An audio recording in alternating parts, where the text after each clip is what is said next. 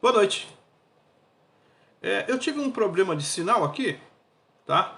Mas acredito que já esteja restabelecido. E eu quero estudar aqui a palavra com você. Então vamos aqui abrir a Bíblia. Eu sou o pastor Jadir Davi, tá? Da Igreja de Nova Vida de Porto Seguro, na Bahia. Eu quero abrir a Bíblia com você em Lucas capítulo 15. Nós vamos ler do versículo 11 ao versículo 32. Nós vamos falar sobre a parábola do filho pródigo, tá? Continuou. Certo homem tinha 2 filhos. O mais moço deles disse ao pai: Pai, dá-me a parte dos bens que me cabe. E ele lhe repartiu os haveres. Passados não muitos dias, o filho mais moço, ajuntando tudo o que era seu, partiu para uma terra distante e lá dissipou todos os seus bens, vivendo dissolutamente. Depois de ter consumido tudo, sobreveio àquele país uma grande fome, e ele começou a passar necessidade. Então, ele foi e se agregou a um dos cidadãos daquela terra, e este o mandou para os seus campos a guardar porcos. Ali, desejava ele fartar-se das alfarrobas que os porcos comiam, mas ninguém lhe dava nada. Então, caindo em si, disse: Quantos trabalhadores de meu pai têm pão com fartura e eu aqui morro de fome? Levantar-me-ei e irei ter com o meu pai. E lhe direi: Pai, pequei contra o céu e diante de ti. Não sou digno de ser chamado teu filho. Trata-me como um dos teus trabalhadores. E levantando-se, foi para seu pai. Vinha ele ainda longe quando seu pai o avistou. E compadecido dele, correndo, o abraçou e beijou. E o filho lhe disse: Pai, pequei contra o céu e diante de ti. Já não sou digno de ser chamado teu filho. O pai, porém, disse aos seus servos: Trazei depressa a melhor roupa, vestiu, ponde-lhe um anel no dedo e sandália nos pés. Trazei também e matai o novilho cevado. Comamos e regozijemo-nos, porque este meu filho estava morto e reviveu. Estava perdido e foi achado. E começaram a regozijar-se. Ora, o filho mais velho estivera no campo. E quando voltava, ao aproximar-se da casa, ouviu a música e as danças. Chamou um dos criados e perguntou-lhe que era aquilo. Ele informou: Veio teu irmão.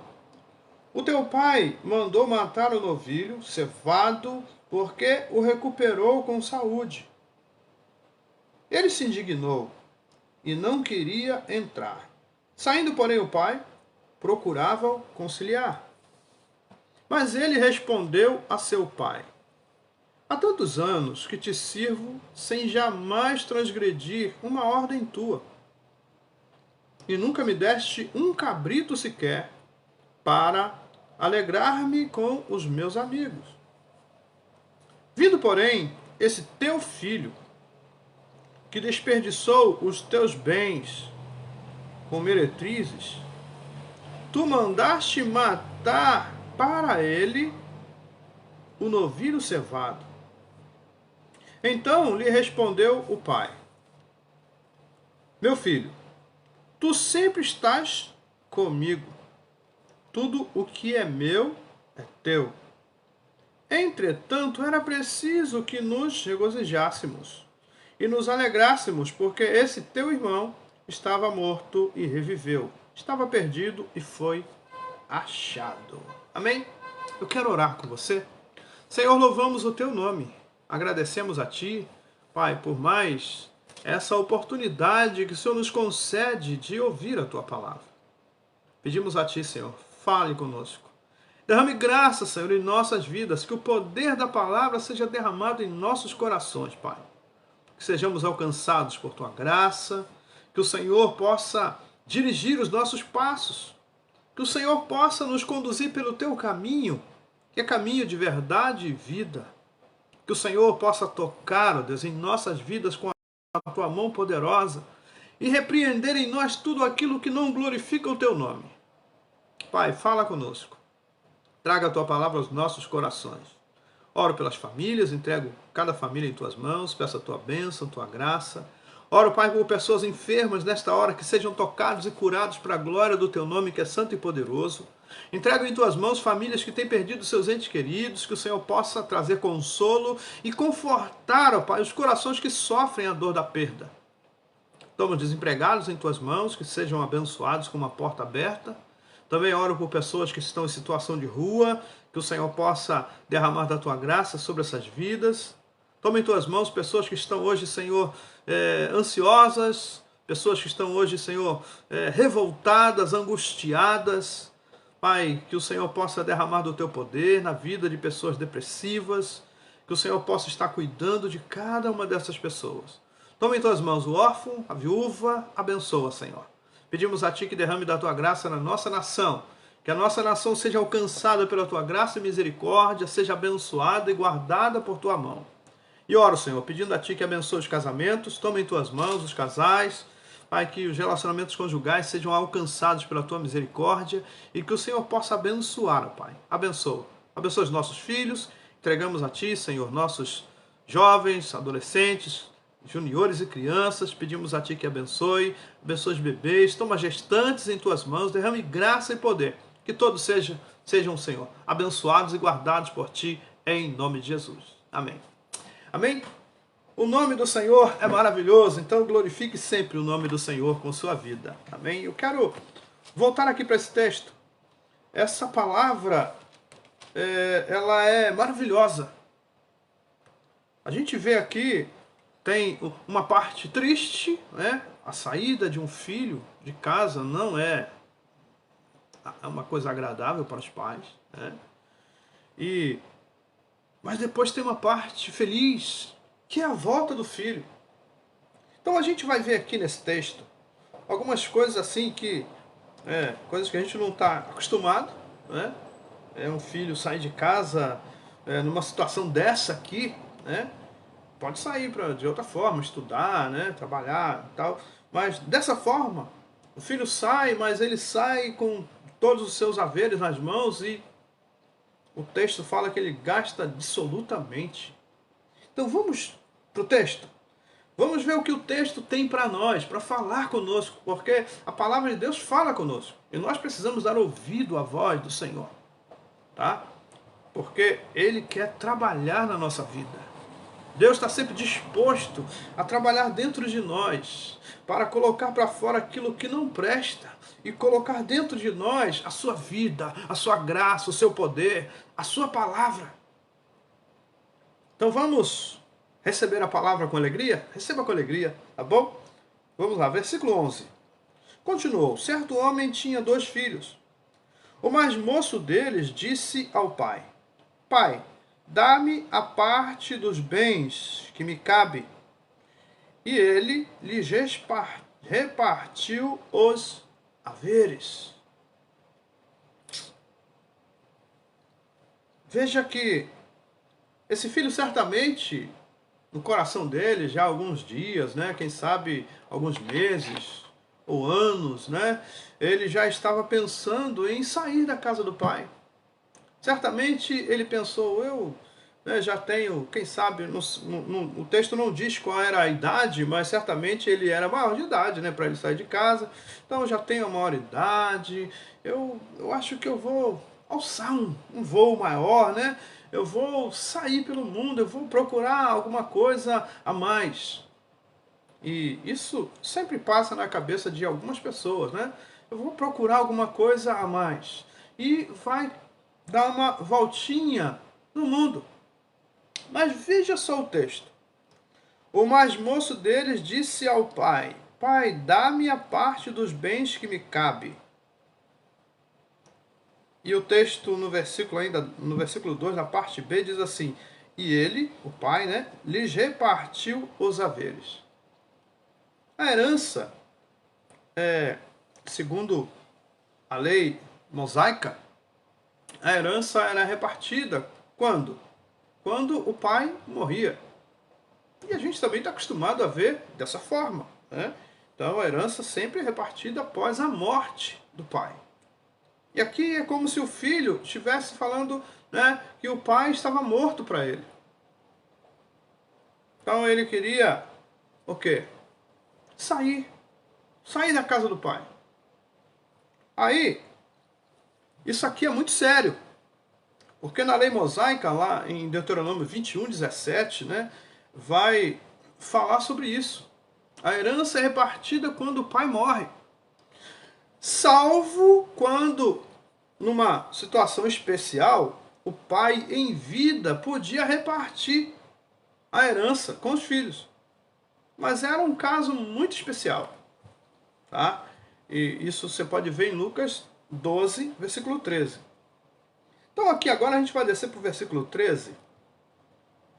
Ele diz assim: ajuntando tudo, olha o que ele disse. Passado não muitos dias, o filho mais moço, ajuntando tudo o que era seu, partiu para uma terra distante e lá dissipou todos os seus bens, vivendo dissolutamente. Ajuntando tudo, essa expressão, ela é uma expressão grega que pode traduzir literalmente em contextos comerciais. Quando significa que esse jovem pegou tudo, transformou em dinheiro. Porque a herança dele nem tudo era em dinheiro. Certamente tinha parte de terra, certamente tinha gado, né? Ovelhas, alguma coisa. Então ele vai lá e ele negocia, transforma tudo em dinheiro para sair da casa do pai. E aí, a gente conhece um versículo, não, um ditado popular que diz que dinheiro na mão é vendaval. Dinheiro na mão é vendaval. Ó, some rápido. Então o que acontece com esse jovem? Ele converte tudo em dinheiro, vai embora, e agora ele olha para suas mãos e o dinheiro dá poder. Então quando ele olha para suas mãos agora, ele tem poder. Eu posso. É o que muita gente faz, ainda nos dias atuais. Quando pega no dinheiro, diz: eu tenho poder, eu posso. Então esse jovem agora saiu e o texto é muito claro. O texto mostra que esse jovem não tinha maturidade. Para sairmos da casa do pai, precisamos ter maturidade. Precisamos entender o que estamos fazendo com a nossa vida. Então veja só o que acontece aqui agora. No versículo de número 14 diz assim: depois de ter consumido tudo, sobreveio àquele país uma grande fome e ele começou a passar necessidade. Então ele foi e se agregou a um dos cidadãos daquela terra, e este o mandou para os seus campos a guardar porcos. Agora a situação estava estranha. Agora ele estava passando um momento difícil. Agora, quando ele olhava para suas mãos, ele não tinha mais poder. Agora, quando ele olha para suas mãos, ele vê que as suas mãos estavam vazias. Os haveres que ele havia pedido ao seu pai já não estavam mais em suas mãos, isso é, não estava mais em seu poder. Ele não tinha mais domínio sobre nada. E agora ele é enviado aos campos para cuidar de porcos. E cuidar de porcos para os judeus era algo muito vergonhoso, porque os porcos eram animais impuros. Você pode ver isso em Levítico 11, versículo 7 e versículo 8. E também Deuteronômio 14, versículo 8. Então veja que esse jovem agora estava num lugar de vergonha. Ele estava cuidando de porcos. Certamente ali o seu patrão não era um judeu, porque os judeus não cuidavam de porcos. E aí, quando ele cai, né, desce esses degraus da vida, ele entende uma coisa: os empregados do meu pai são bem cuidados. Ele começa a ter uma visão da casa do seu pai. Muitas vezes a pessoa está dentro de uma situação, ela não consegue ver o que está ali dentro, à sua volta. Ela quer sair daquela situação, né? Porque não, isso aqui não é bom para mim e tal, né? Você já viu pessoas que estão, pessoas assim, desempregado? O camarada está desempregado. Aí fica lá um ano, desempregado, entregando currículo aqui, entregando currículo ali, pedindo oração, olhe por mim, me ajude e tal. E o camarada no desespero, aí ele consegue um emprego. Uma porta se abre. Uma oportunidade de Deus para ele. E ele começa. Trabalhar e tal, no início aquela coisa assim, né, bacana. Mas vai passando o tempo, ele vai se acostumando com aquele lugar. E ele começa a ver que naquele lugar tem coisas que não são muito agradáveis. Aí ele começa a relaxar. Aí ele começa a dizer, né, quando alguém pergunta para ele: e aí, tá indo trabalhar? Tô indo para a luta. Ué, mas antes era bênção. Quando ele recebe essa oportunidade, quando a porta se abre, ele fala: Deus me abençoou com uma porta de emprego.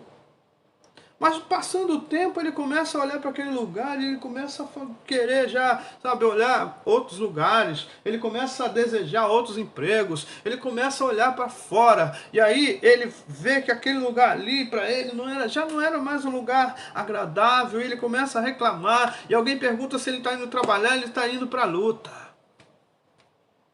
Era justamente o que estava acontecendo com esse jovem. Ele estava dentro da casa do seu pai, mas ele achou que ali esse lugar não é mais para mim. Eu preciso de um outro lugar. E aí, quando ele sai com o dinheiro na mão, ele começa a gastar os seus haveres. O texto fala que ele gasta dissolutamente. Né? O irmão disse que ele gastou com meretrizes. E aí? Mas agora ele foi cuidar de porcos no campo. Para judeu cuidar de porcos, ele precisava estar numa situação muito difícil. Muito difícil. Mas a situação que estava muito difícil, ainda podia piorar. E piorou. Porque o texto diz que ele foi ainda se alimentar, desejava, né, se alimentar da comida dos porcos.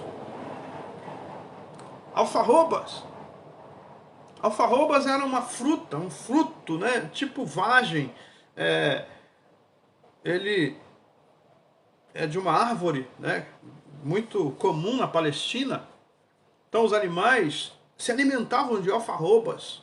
Então os porqueiros colhiam a alfarroba nas alfarrobeiras e dava para os seus animais, para os seus porcos. E esse jovem estava agora sem haveres algum, ele não tinha mais dinheiro, ele não tinha mais nada, e ainda estava dentro de um período, quem sabe de um mês, né? Não sei como é o salário de lá, se é igual o nosso, né? Que a gente trabalha um mês para receber no final, e aí ele certamente estava dentro desse período. para receber ainda lá, de repente, 30 dias, mas ele não tinha mais dinheiro para se alimentar. O que fazer? Então ele pensou em comer das alfarrobas. Só que não era ele quem colhia, ele cuidava dos porcos. Aqueles que colhiam alfarrobas, nada davam a ele. Então vamos ver o texto, olha só que coisa interessante. No versículo 16 diz assim, ali, desejava ele fartar-se, isso é comer muito, porque ele estava com fome. Né? Ele não estava com apetite, ele estava com fome. Certamente alguns dias sem comer. E aí ele desejava fartar-se das alfarrobas, que os porcos comiam, mas ninguém lhe dava nada. Fora da casa do pai é fracasso. Vou repetir. Fora da casa do pai é fracasso. Se você tem no seu coração, na sua mente, sair da casa do seu pai, onde você dorme, onde você come, onde você se veste, onde você tem cuidados, né, quando você está doente, tem o pai, tem a mãe para cuidar de você, e você deseja sair desse lugar porque você acha que não é mais um lugar para você, pense 1000 vezes. Não pense 2 vezes, 10 vezes, não. Pense 1000 vezes. E depois de 1000 vezes, pense mais 1000 vezes. Antes de você sair da casa do seu pai, da segurança do lar. Esse jovem saiu da segurança do lar. E o lar, olha, a presença do pai. Eu lembro muito bem, né? Hoje meu pai já não está mais entre nós. Mas eu lembro muito bem quando meu pai chegava do trabalho. Que alegria! Quando meu pai chegava em casa, né, o pai é o nosso herói, o pai é o herói, é ele quem cuida de tudo, né? A gente tem a mãe, olha, minha mãe é maravilhosa. Eu posso dizer assim, ó, eu tenho uma mãe maravilhosa. Mas quando meu pai chegava do trabalho, a gente tinha a sensação de segurança. Sair da presença do pai, a gente fica solitário, sem segurança, sem amigo. Então esse jovem saiu. Agora ele estava nos campos cuidando de porcos. Era a pior profissão. Ninguém queria fazer isso. Ainda mais para um judeu, era vergonhoso. Mas era o que ele tinha. Mas veja o que acontece agora com ele. Ele precisou chegar abaixo do fundo do poço. Porque ele não chegou só no fundo, ele chegou abaixo do fundo. Veja só o que acontece com ele. Então caindo em si, versículo 17. Então caindo em si, disse: quantos trabalhadores de meu pai têm pão com fartura, e eu aqui morro de fome. Na casa dele, se os empregados tinham pão com fartura, e ele que era filho, como é que era a situação para ele? Boa, né? Boíssima. Se os empregados tinham pão com fartura, ele também tinha pão com fartura, queijo com fartura, tinha tudo com fartura. Mas ele achou que a casa do pai já não tinha mais sentido para ele. Deixa eu trazer aqui agora essa palavra para uma visão espiritual. Tem muita gente que está na casa do pai, mas está com os seus olhos lá fora no mundo. Poxa, eu estou aqui, eu estou tão, sei, né? Fica com aquela coisa assim, aquela sensação estranha dentro, assim, sabe por quê? Porque não se alegra mais com a presença do pai. Aí quando ele olha, dá uma olhadinha pela janela, poxa, olha só os jovens lá fora, olha como é que eles estão lá. Ah, se eu estivesse ali no meio deles. Começa a desejar estar no meio dos jovens do mundo. o mundo não tem a presença do Pai. Então, sair da casa do Pai é sair da segurança do Pai. Mas esse jovem agora, ele desce. Ele vai abaixo do fundo do poço. Mas algo bom aconteceu com ele. Ele caiu em si. Tem muita gente que não consegue nem cair em si. Quanto mais ele desce, mais ele desce. Quanto mais ele desce, mais ele desce. Mais ele desce, mais ele desce, mais ele desce. E ele não cai em si. Mas esse jovem caiu em si. Então veja o que acontece. Então, caindo em si, disse: quantos trabalhadores de meu pai têm pão com fartura e eu aqui morro de fome? Levantar-me-ei e irei ter com meu pai. E lhe direi: Pai, pequei contra o céu e diante de ti. Opa! O que acontece agora com esse jovem? Ele cai em si e ele reconhece a sua condição de pecador. Ele reconhece que ele pecou contra o céu, isso é, pecou contra Deus. Quando ele pega os dinheiro, né, ele transformou a sua herança toda em dinheiro e ele sai, ele viu que ele tinha poder e ele falou: eu posso tudo, posso fazer o que eu quiser. E aí ele gastou os seus haveres dissolutamente com as coisas do mundo. Mas agora ele entende: eu pequei contra o meu Deus, eu pequei contra o meu Pai. Vou voltar lá. E aqui ele teve uma atitude de honra. Porque tem muitos jovens que, em vez de voltar para a casa do pai, ele vai para mais longe. Não, eu não sou digno de voltar para a casa do meu pai. Não, se eu voltar para a casa do meu pai, o que meu pai vai dizer para mim? Se eu voltar para a casa do meu pai, o que os meu irmão vai falar comigo? Então, em vez de voltar para a casa do pai, ele segue para mais longe. E fica perdido, vagando pela rua. Mas esse aqui entendeu que ele precisava fazer o caminho de volta. Por quê? Porque a bênção dele não estava fora do Pai, a bênção estava no Pai. E deixa eu dizer uma coisa para você: a sua bênção está no Pai.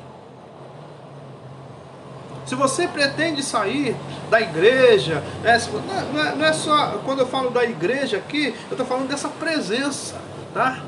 Se você quiser sair dessa presença de Deus, porque lá fora no mundo tem uma música bonita, lá fora no mundo tem um colorido, tem uma lâmpada, uma luz bonita que brilha, né? Lá fora no mundo tem umas moças que você acha que são bonitas, né? Tem uns rapazes que você fala, são maravilhosos. Entenda uma coisa: o mundo é igual isca para peixe.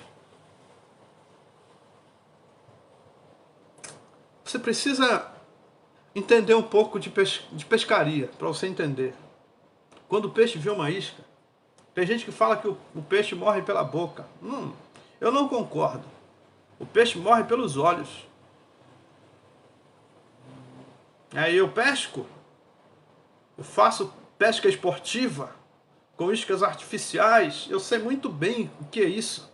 O peixe vem de longe, quando ele vê uma isca, né, colorida, balançando na água, ele vem de longe pegar. Por quê? Os olhos dele, né, fez com que ele pudesse ver algo que seria para ele, né, na mente dele era bom, e ele foi lá e ponhou, era uma isca. E depois já era. E tem muita gente assim, sendo atraído pelas iscas do mundo e saindo da presença do Pai, perdendo a segurança do Pai, perdendo o quê? Tudo da casa do Pai. Quando esse jovem pensa na casa do Pai, ele lembra logo: os trabalhadores de meu Pai têm pão com fartura. Na casa do Pai tem mesa. Lá fora não tem mesa. Então a gente precisa entender isso. Então se segure, né? Se controle. A casa do Pai tem segurança. A casa do Pai tem comida. A casa do Pai tem honra. E aqui a gente vai ver isso. Vamos voltar para o texto, verso 18. Ele entende, então ele levanta, ele vai levantar cedo, né? Levantar-me-ei e irei ter com o meu pai e lhe direi. Aí ele começa a pensar agora: o que eu vou falar com meu pai? Aí ele fala: direi: Pai, pequei contra o céu e diante de ti. Já não sou digno de ser chamado teu filho. Trata-me como um dos teus trabalhadores. Para ele, ser tratado como um trabalhador do pai dele estava maravilhoso. Por quê? Porque ele estava no fundo do poço. Abaixo do fundo, né? Ele estava desejando comer alfarrobas, que era um fruto que os porcos comiam. Mas ninguém deu nada de alfarroba para ele, então ele com fome, ele voltou para a casa do pai. Se você estiver fora da casa do pai, você precisa estar com fome. Para voltar, então, que você tenha fome, porque você com fome, você volta para a casa do pai, e o pai te alimenta, o pai cuida de você, o pai vai te dar roupas novas, o pai vai colocar um anel de sinete no seu dedo, o pai vai colocar sandália nos seus pés, e a gente vai ver o que significa isso.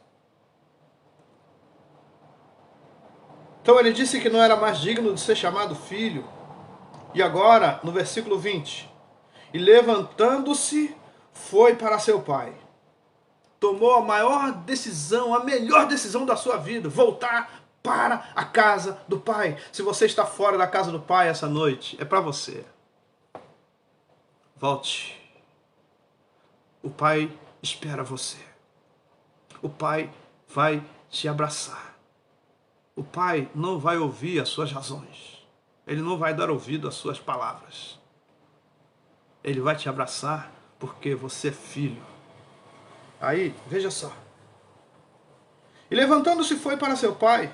Vinha ele ainda longe. Olha a visão do pai. O filho vinha longe.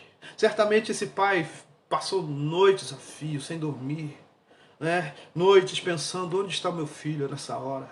Onde anda meu filho? O que ele está fazendo nesse momento?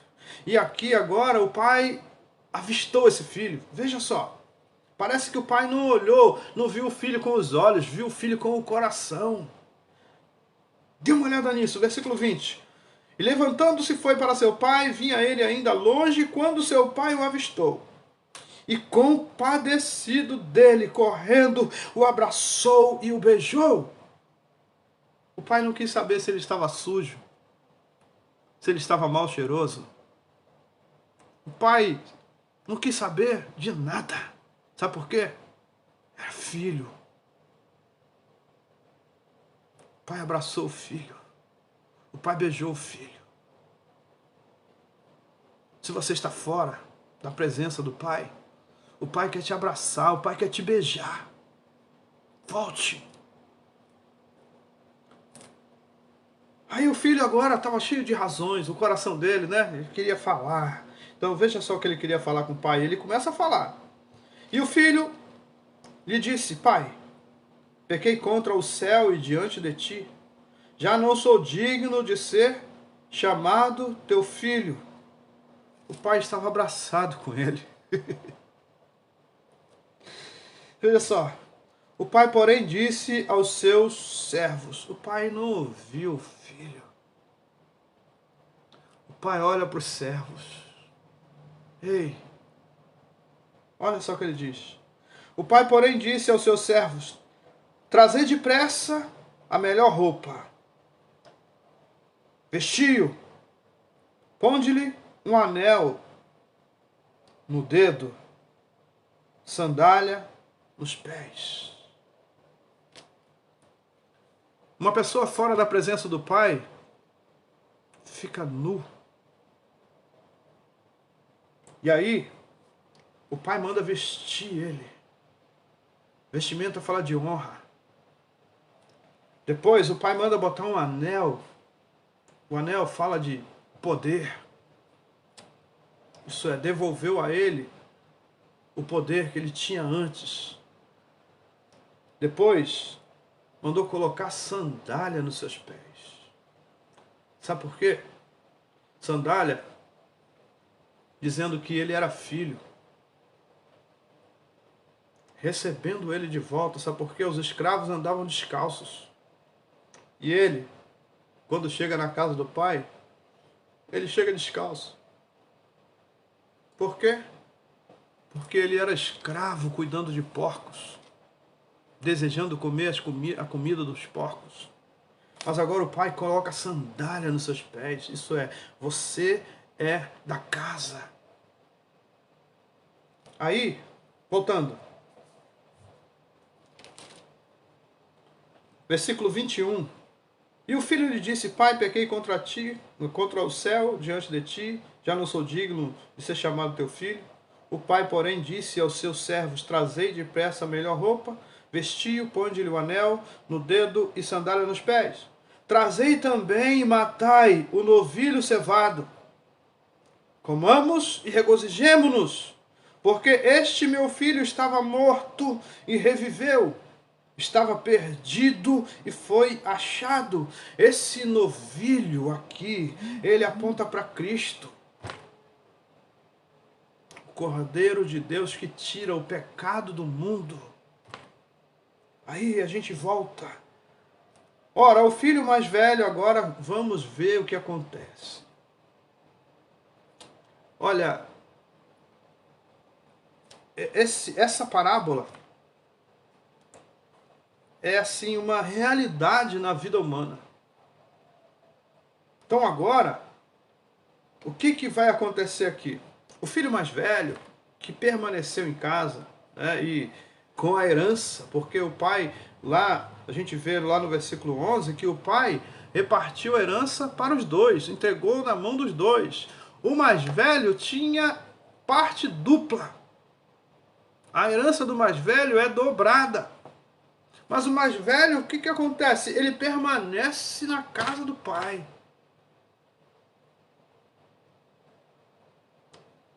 E aí, agora, quando ele volta do campo, olha o que acontece.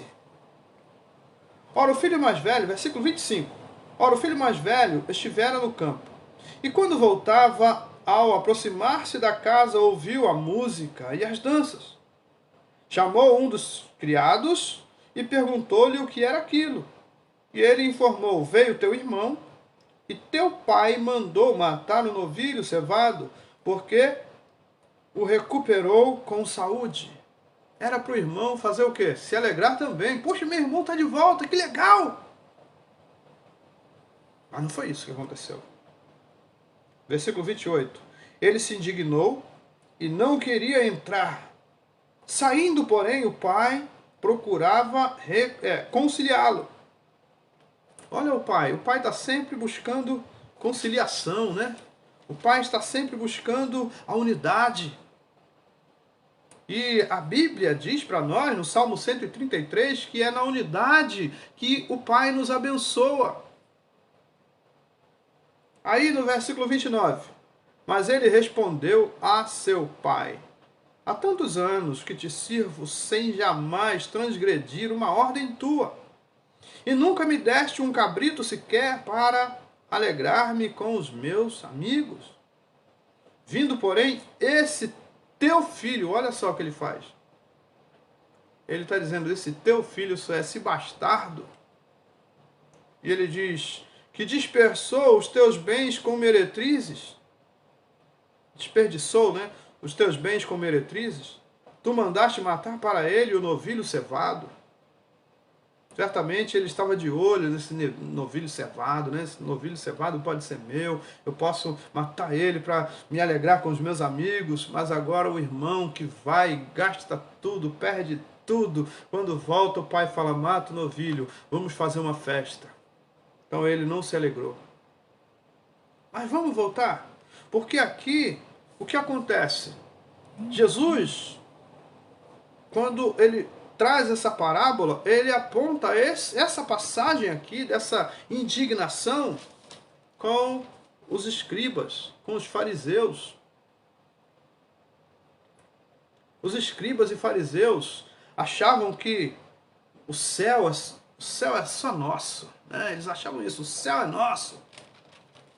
Porque eles eram os doutores da lei, mas eles eram frios. Eles olhavam para a lei, mandavam as pessoas obedecerem à lei, mas eles não obedeciam à lei. Eles eram frios. E aí, Jesus conta essa parábola, e esse momento desse filho mais velho, que se indignou, né, com a presença do irmão mais novo, ele estava dizendo, apontando, Jesus estava falando sobre eles, escribas e fariseus.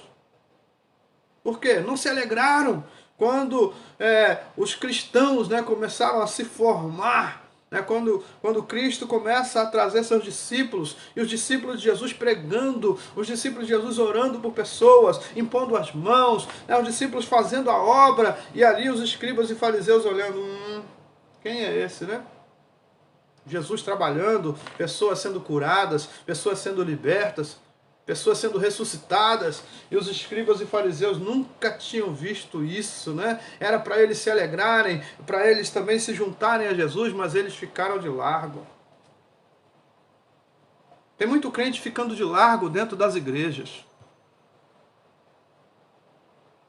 Às vezes o camarada já está há muito tempo numa igreja, aí chega um jovem, começa a se destacar, né? Um jovem de oração, um jovem de Bíblia, um jovem que louva a Deus com o coração, né? E aquele crente que está ali há muito tempo, né? Que não se esforça por nada, não ora, não estuda, não louva, não faz nada, ele vai, né, para cumprir uma sei lá, uma tabela, uma norma, né? E ele sai de casa porque tem culto, né? Eu tenho que ir para o culto hoje porque o pastor precisa me ver. Quem precisa nos ver é o Pai. Então nós precisamos adorar o Pai, nós precisamos nos alegrar com a presença do Pai. Então, voltando para o texto. Então esse jovem diz assim: vindo porém esse teu filho, que dispersou os teus bens com meretrizes, tu mandaste matar para ele o novilho cevado? Aí o verso 31, então lhe respondeu o pai: meu filho, tu sempre estás comigo, tudo o que é meu é teu. Entretanto, era preciso que nos regozijássemos e nos alegrássemos, porque esse teu irmão, olha, quando ele disse teu filho, agora o pai devolve teu irmão, mas quando ele está dizendo assim, teu filho, ele está dizendo não é meu irmão, mas o pai agora devolve para ele dizendo, esse meu filho é teu irmão. Aí, veja só, entretanto, era preciso que nos regozijássemos, nos alegrássemos, porque esse teu irmão estava morto e reviveu, estava perdido e foi achado. Esse termo estava morto, isso é, ele não tinha mais jeito. Ele não tinha mais parte na casa. Por quê? Porque certamente ele não voltaria, ele não faria esse caminho de volta, ele andaria para mais longe e nunca mais voltaria para casa. Mas, no coração daquele jovem, ele sentiu que na casa do pai tinha segurança, então ele volta. E o pai se alegra com isso, porque ele reconhece a presença do pai como sendo boa, a presença do pai como trazendo segurança. Então fica para nós essa palavra. Que a presença do Pai possa trazer sempre essa alegria nas nossas vidas. Nós possamos nos alegrar com a presença do Pai e que a gente nunca tenha esse desejo de sair da casa do Pai, porque fora da casa do Pai é escassez. Na casa do Pai tem mesa. No mundo, a mesa do mundo é horrível. E que o Senhor derrame dessa graça sobre nós. Que possamos receber com alegria essa palavra. E que essa palavra possa gerar vida nos nossos corações. E que possamos, a cada dia mais, amar a casa do Pai. Amém? Que Deus abençoe sua vida, que Deus derrame graça no seu coração, que o Senhor possa encher o seu coração de alegria, que Ele possa abençoar a sua família, que Ele possa abençoar a sua casa, que você possa ver a bênção de Deus e se alegrar com a bênção do Senhor na sua casa, tá? Na sua igreja, que o Senhor possa encher o seu coração, que você possa chegar na sua igreja e se alegrar com os irmãos, né? Ainda que você veja alguém despontando, alguém sendo mais usado do que você, faça o quê? Ore, fala com o Pai, Senhor, Eu estou aqui, eu tenho o desejo de cantar na igreja, eu tenho o desejo de pregar, eu tenho o desejo de fazer alguma coisa, mas fala com o Pai. Não é para cobrar do pastor, não é para cobrar dos irmãos, né? É direto com o Senhor. E Jesus nos ensina, né? Tem um lugar muito legal para isso. Ele fala que nós temos que entrar no secreto para falar com o Pai. Muitas vezes as pessoas vão despontar, sabe por quê? Porque elas vão para o secreto. Vão fechar a porta do quarto. E o Pai que vê em secreto é quem recompensa. Então tem muita gente aí que está frustrada. Por quê? Porque ela não vai para o secreto. E aí ela fica vendo as pessoas e olhando para os irmãos e, né, com o coração triste. Não se entristeça. Não entristeça o teu coração. Confia em Deus e espera. Deus abençoe sua vida, Deus abençoe sua família, derrame graça no seu coração. Quero orar? Vamos orar? Senhor, louvamos o teu nome, pedimos a tua bênção, tua graça sobre nós, que sejamos sempre alcançados pela tua misericórdia, sejamos guardados, Senhor, pela tua mão, que o Senhor possa trazer os seus cuidados sobre nós, que sejamos abençoados e guardados, protegidos por ti.